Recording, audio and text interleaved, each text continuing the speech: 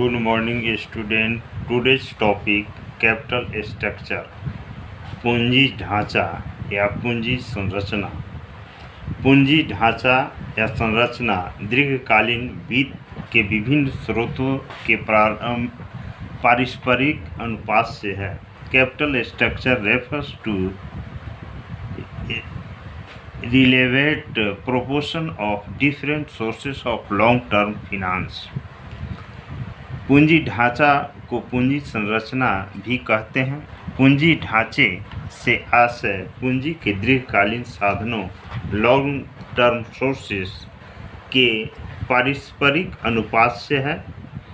पूंजी ढांचा एक व्यापक शब्द है जिसमें समस्त दीर्घकालीन स्रोतों equity, share capital, resource reserve, long term loan and debenture को सम्मिलित किया जाता है।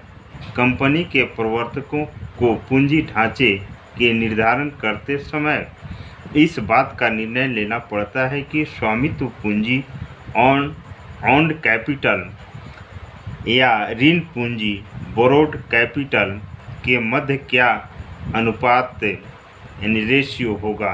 पूंजी की संरचना अंश पूंजी, शेयर कैपिटल, ऋण पूंजी, बोरोड कैपिटल, ऋण पत्रों, डिवेंचर अथवा वित्तीय ऋणों के आधार पर की जाती है। पूंजी संरचना में यह निर्णय लेना होता है कि पूंजी संग्रह के लिए किन विभिन्न प्रतिभूतियों का निर्गमन करना होगा और कुल पूंजी में इनका अनुपात क्या होगा। निष्कर्ष के रूप में हम कह सकते हैं कि पूंजी संरचना से हमारा अभिप्राय दीर्घकालीन वित्त के विभिन्न स्रोतों से पारस्परिक अनुपात से है। इसको और अधिक स्पष्ट से समझने के लिए इसमें मिलते जुलते शब्द वित्तीय संरचना, फिनेंशियल स्ट्रक्चर, पूंजीकरण, कैपिटलाइजेशन, पूंजी संरचना, कैपिटल स्ट्रक्चर का अर्थ भली भांति समझना आवश्यक होगा। इन तीन शब्दों को समझने के लिए निम्न जानकारी प्राप्त करना आवश्यक है।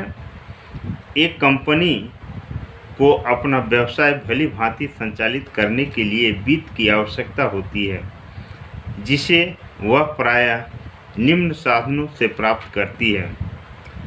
क्षमता एवं पूर्वाधिकार अंश पूंजी, equity and preference share capital.